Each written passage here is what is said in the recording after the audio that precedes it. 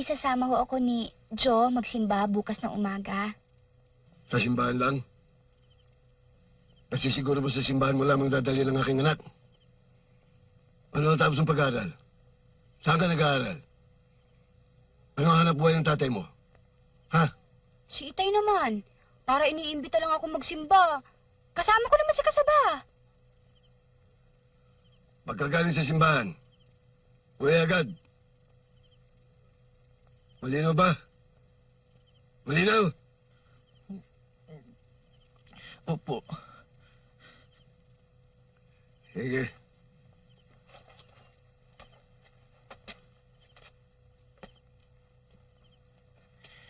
Cutie, Ano yon, Joe?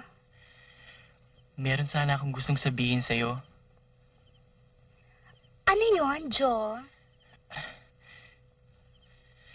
Gusto ko na sanang Umuwi na. umuwi na. Kararating mo lang? Abay, kung gusto umuwi ng tao, bakit mo pinipigilan? Sige, good night. Cutie, paalam na sa'yo.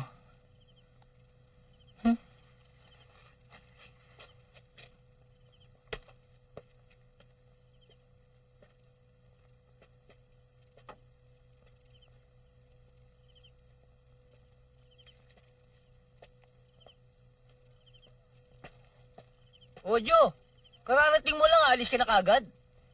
Pinauuwi na ako ng tatay mo eh. Umuwi ka na nga. Sige na, what are you waiting, Christmas Eve?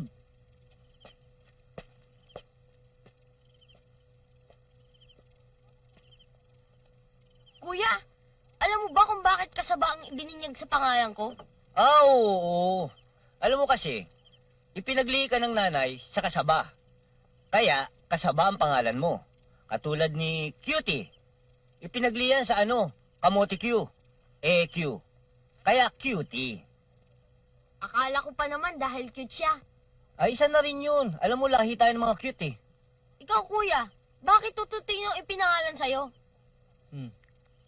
Ututino ang ibinigay sa akin pangalan. Pero hindi dahil sa ipinagliha ko sa kundi sa Ututin ka, kuya? Matulog ka na nga! Sige na! Ututang kita dyan eh.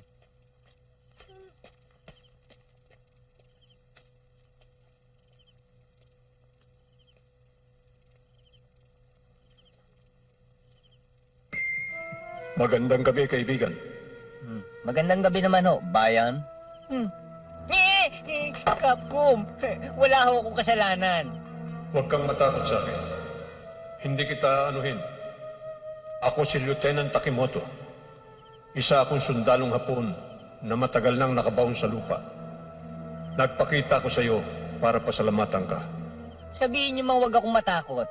Matatakot pa rin ako. Gustuin ko man tumakbo, hindi ako makakatakbo dahil hindi ako makakilos. Bakit ba gusto niyo akong pasalamatan? Dahil sa kabutihang ginawa mo sa akin, ako ang kalansay na nahukay mo, na inilibing mo ng maayos. Walang anuman ho yun. Mahalagang nagawa mo. Isa kang dakila. Kung tutuusin, magkaaway tayo nung panahon ko.